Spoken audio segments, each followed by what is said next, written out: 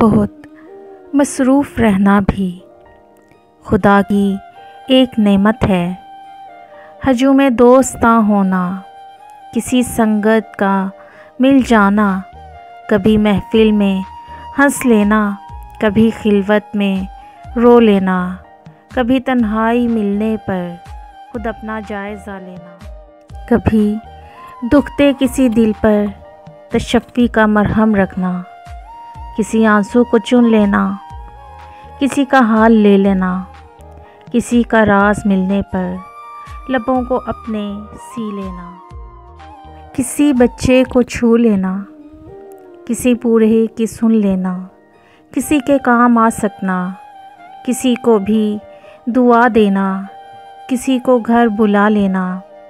کسی کے پاس خود جانا،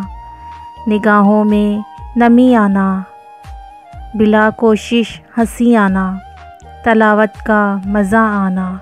کوئی آیت سمجھ پانا، کبھی سجدے میں سو جانا، کسی جنت میں کھو جانا، خدا کی ایک نعمت ہے۔